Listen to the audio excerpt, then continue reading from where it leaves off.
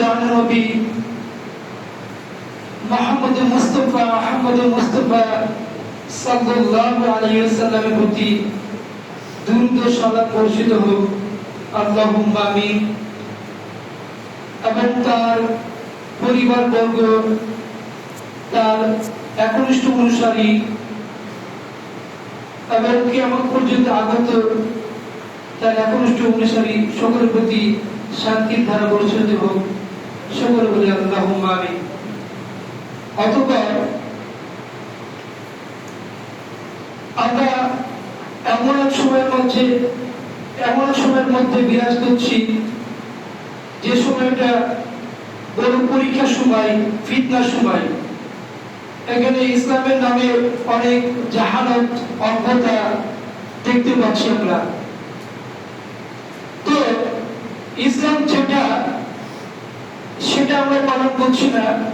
ইসলামের নামে আমাদের সমাজে এখন বেদাতের প্রচলন ঘটে গেছে, যেটা আমরা চাক্ষুষ নিদর্শন দেখতে পাচ্ছি। আজকে আমি যেখানে থাকছি, আমার বাড়ি তো এখানে নয়, মুর্শিদাবাদ বাড়ি। আমি চাকরি সূত্রে মহিপালে থাকি। আমি পেতনিদিঘি প্রাইমারি স্কুলের একজন শিক্ষক।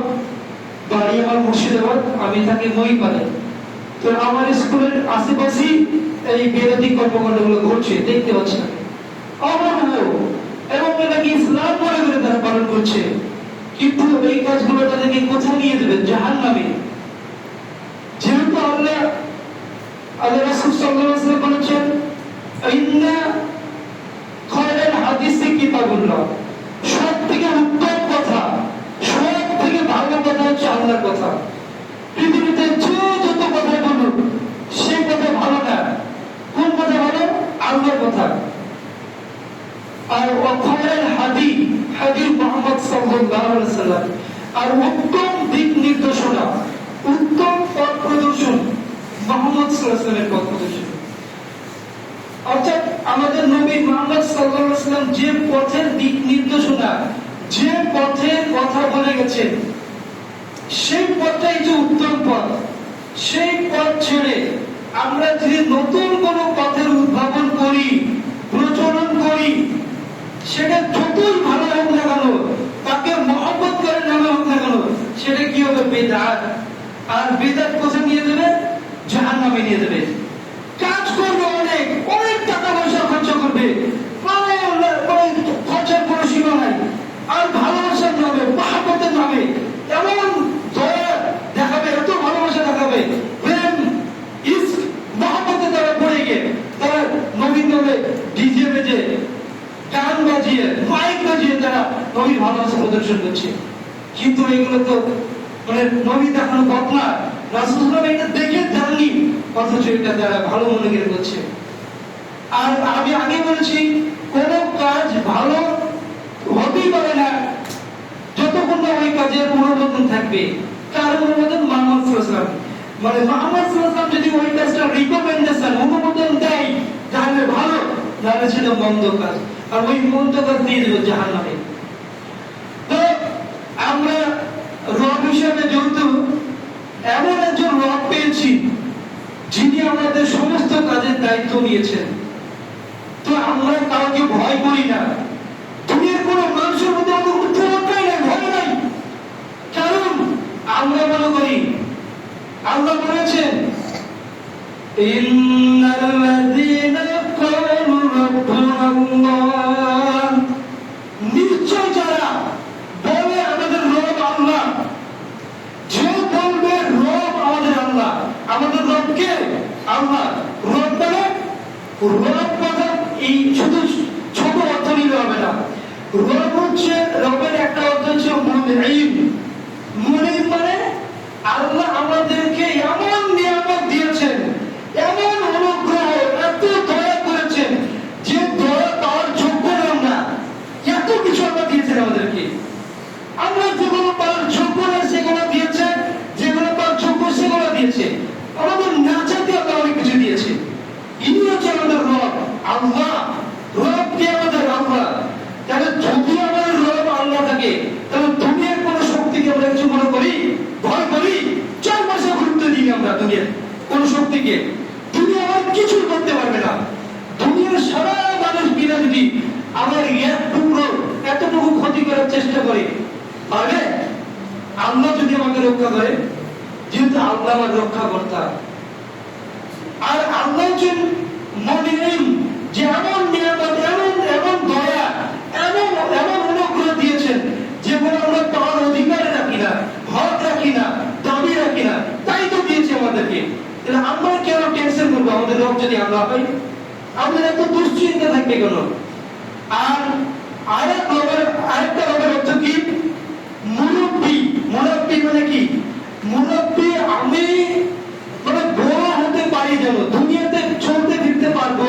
আমার দুনিয়াতে যে রিজিক নির্ধারণ করা আছে, যে সময় পর্যন্ত আমি দুনিয়াতে বাঁচবো, তার এক সেকেন্ড আগেও মরবো না, এক সেকেন্ড পরেও মরবো না। টেনশন কোথায় আমার? মৃত্যু তো হবে একদিন, তাই না? মৃত্যু থেকে কেউ বাঁচতে পারবে? মৃত্যু অবধারিত, নিশ্চিত, সত্য কথা।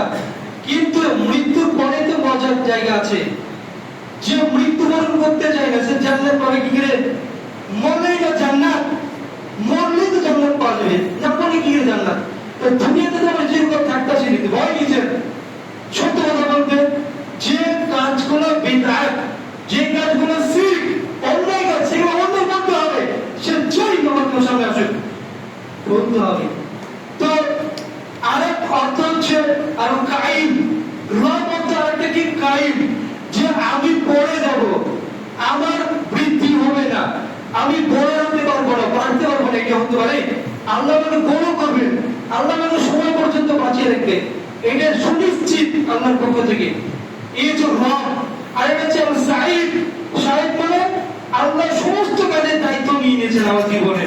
আমি কি করবো না করবো আমার টেনশন করতে হবে না। তো আল্লাহ আমার রব, তাহলে আমার সমস্ত কাজের দায়িত্ব কে নিয়েছে? আল্লাহ। এই হচ্ছে রব।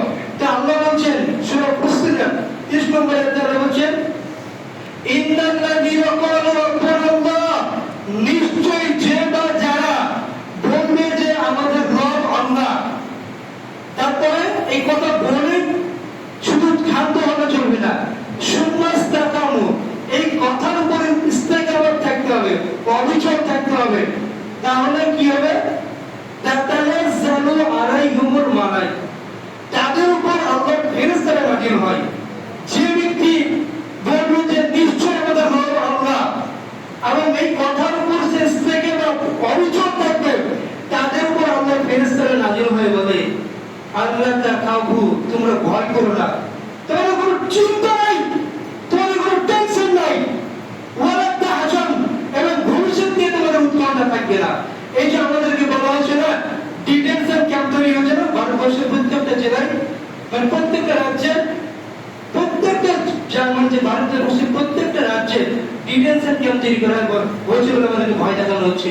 যে যারা নাকি মুসলিম বহিরাগত, হিন্দুরা বাদ দিয়ে যারা মুসলিম বহিরাগত আছে, তারা নাকি মানে ভারতের নাগরিকত্ব পাবে, আর যারা মুসলিম তারা নাগরিকত্ব পাবে না। অমুসলিম যারা মানে যারা হিন্দু তারা নাগরিকত্ব পেয়ে যাবে, তাদেরকে ডিটেনশন ক্যাম্পে যেতে হবে না। আমাদের মুসলিমদেরকে দেখি বাংলাদেশ থেকে এসেছি বা রোহিঙ্গা থেকে এসেছি বলে আমাদেরকে ডিটেনশন ক্যাম্পে ঢুকিয়ে দিবে। ক্ষমতা আছে, কে পারবে আমাদেরকে? আল্লাহ যদি আমাদের রব থাকে, পারবে কেউ কি করতে? আমাদের তো আল্লাহর প্রতি ভরসা নাই, আমাদের তাওয়াক্কুল নাই, তার জন্য তো আমাদের ভয় হয়। আরে আমরা তো 3টে দিনের সমন্বয়ে বেঁচে আছি, আমাদের একটা দিন অতীত হয়ে গেছে, যেটা চলে গেছে তা নিয়ে আমাদের উৎকণ্ঠা করে লাভ নাই। আর বর্তমান যে সময়টা আমরা পাচ্ছি, সেই কাল সময়টাকে ভালো করে ব্যবহার করে ফেলি, আর ভবিষ্যতে আমরা পাবো কিনা তার তো কোনো গ্যারান্টি নাই। কত টেনশন কিসে? কোনো টেনশন নাই যে আমাদেরকে ডিটেনশন ক্যাম্পে ঢুকিয়ে দিবে, আমাদের বিপদ ঘটিয়ে দিবে। এদের থেকে কত শক্তিশালী ফেরাউন ছিল, নমরুদ ছিল, তাদের কিন্তু আল্লাহ ধ্বংস করে হালাক করে দিয়েছে, সমুদ্রে ডুবিয়ে দিয়েছে। ঘটনা জানা যায় যে ফেরাউন তার সিংহাসন দখল করে নিলে অন্য একটা পুরুষ, অন্য একটা কেউ তার ভয়ে, তার সময় যত নারী সন্তান গর্ভধারণ করতো, নারী যত নারী গর্ভধারণ করতো, সন্তান প্রসবা নারী ছিল, তাদের সন্তান যদি পুরুষ হতো তাহলে তাদেরকে মেরে ফেলা হতো।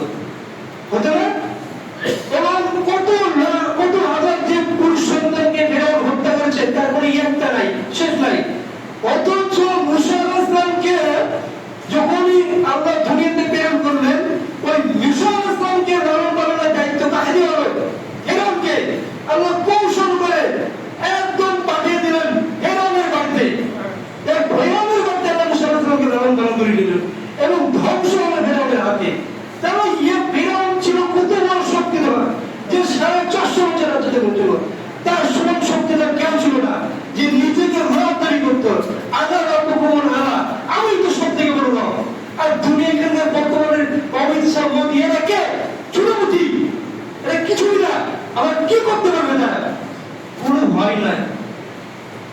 আল্লাহ ফেরেশতারা আমার কানে কানে এসে বলবে, আল্লাহ তাকাবু, তোমরা ভয় করো না, ওরা তাহাজানু, ভবিষ্যৎ নিয়ে টেনশন করো না। মানে ভয়কার অতীতকে অতীতের কারণে জন্য মানুষের দুশ্চিন্তা হয়, ভবিষ্যতে কি হবে তাই নিয়ে খুব টেনশন হয়, এগুলো কোনো ভয় নাই। তোমরা মরে যাবা, মরে গেলে কোথায়? জান্নাত, তাই না? আল্লাহ এরকম ঘোষণা দিচ্ছেন যে যারা বলে যে আমাদের রব আল্লাহ এবং তার উপর অভিযোগ থাকে এবং তার দেখানোর মধ্যে থাকে, যত দুনিয়া তাকে শাসানি দেখানো হোক, যতই ভয় দেখানো হোক, তার ভয়কে কিছু মনে করে না। ও ব্যক্তি আল্লাহর ফেরেশতা তার সুসংবাদ পায়, ফেরেশতারা এসে বলে কানে কানে, তোমার কোনো ভয় নাই, তোমার কোনো দুশ্চিন্তা নাই, ও আবশ্যির বিল জান্নাত, এবং তাকে সুসংবাদ দেওয়া হয় জান্নাতের। আল্লাযী কুনতুম তুআদুন, যে জান্নাতের ওয়াদা প্রতিশ্রুতি আল্লাহ অলরেডি আমাদেরকে করে দিয়েছেন। তাহলে যদি আমরা এরকম চলতে পারি আমাদের কোনো টেনশন নাই।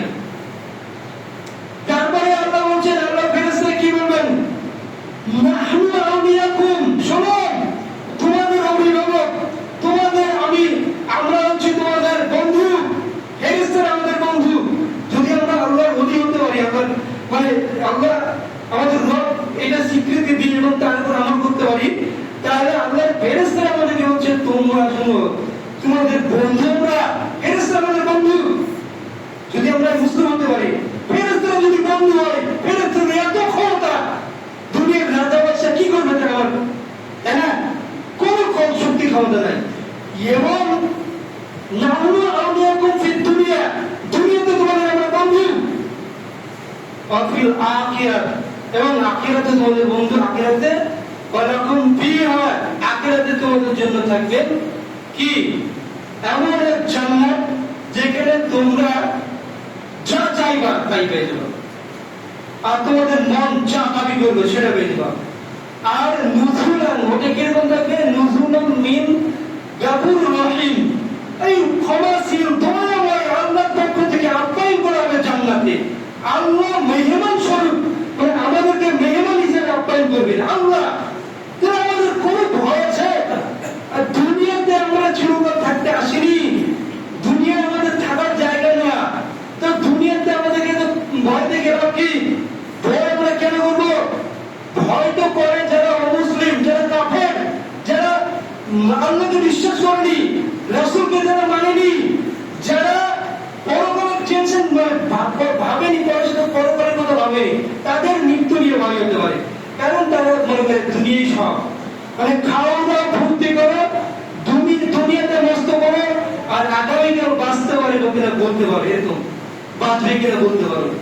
Do and dream, eat and dream and do ফুর্তি, এরকম অবস্থা, মানে খাওয়া দাওয়া ফুর্তি করো। বলছে এইভাবে আবার মদ খেয়ে নাও, কারণ সেটার ভরসা করি, চাঁদেরই তো জাগিয়ে যুগ যুগ ধরে, আমরা তো রব না চিরকাল সই।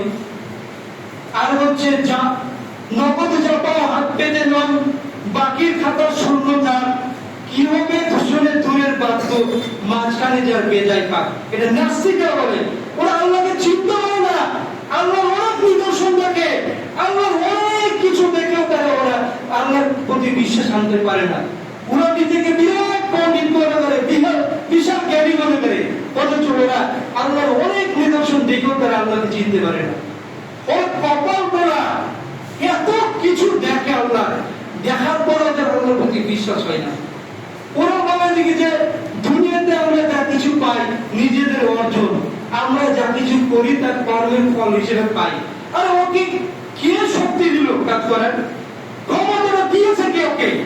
জ্ঞান মেধাটা দিল কে তার? এটা তার চিন্তা ভাবনা করে না। এই যে মানে এত কিছু, মানে এগুলো এমনি পেয়েছে ওরা, দুনিয়া নিয়ে এত ভাবনা, অথচ দুনিয়াটা কে পাঠাবো তাদেরকে এটা জানে না। অথচ একজন মুসলিম সে জানে যে আল্লাহ আমাদের দুনিয়াতে সৃষ্টি করেছেন এই কারণে যে আমরা তার গোলামি করবো, দুনিয়ার কারো গোলামি করবো না, এই জন্য আমাদেরকে সৃষ্টি করেছে। আল্লাহ যেমন বলেছেন, আল্লাযী খালাকাল মাউতা ওয়াল হায়াতা লিয়াবলুকুম আইয়ুকুম আহসানু আমালান। বলেছেন আল্লাহ তিনি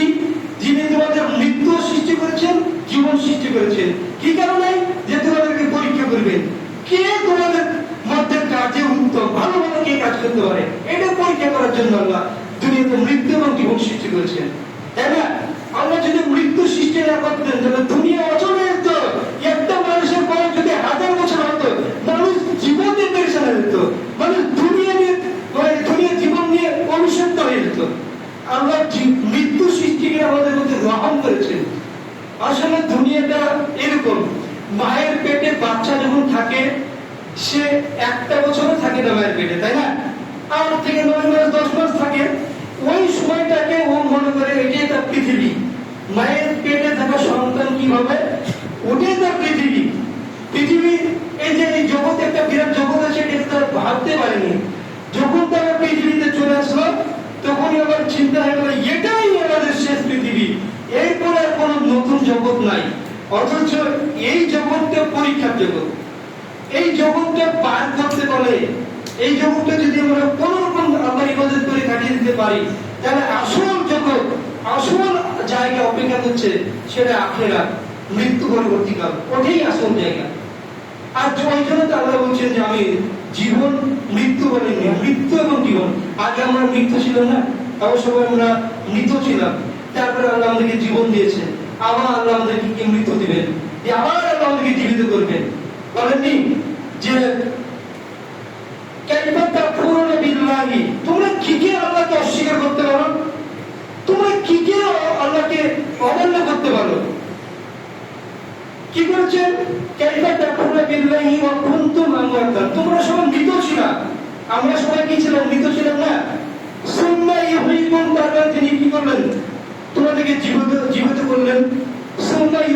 তারপর তিনি তোমাদেরকে মৃত দিবেন। আবার সুম্মা ইয়াকুম সুম্মা ইউমিতুকুম সুম্মা ইউহয়িকুম সুম্মা ইলাইহি তুরজাউন।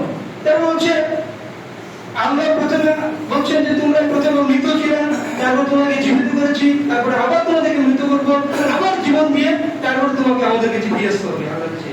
এই যে জীবন, তো যারা নাস্তিক তারা বুঝে না মৃত্যু পরবর্তী হলো জীবনের কাছে, তার জন্য তারা অস্বীকার করে নিজেকে পণ্ডিত মনে করে। তো আমরা আমাদের জীবনের মূল্যায়ন করতে শিখবো, জীবন নিয়ে আমাদের উৎকণ্ঠা থাকবে না, আমাদের দুনিয়াতে পেরেশানি হতে হবে না যদি আমরা দুনিয়ার হাকিকত বুঝে যাই। আল্লাহ আমাদের দুনিয়ার হাকিকত বোঝার তৌফিক এনায়েত করুন, আমরা যেন দুনিয়াতে ওইভাবে চলতে পারি যেভাবে চললে তোমার সন্তুষ্টি অর্জন হয়, আল্লাহ সেইভাবে চলার তৌফিক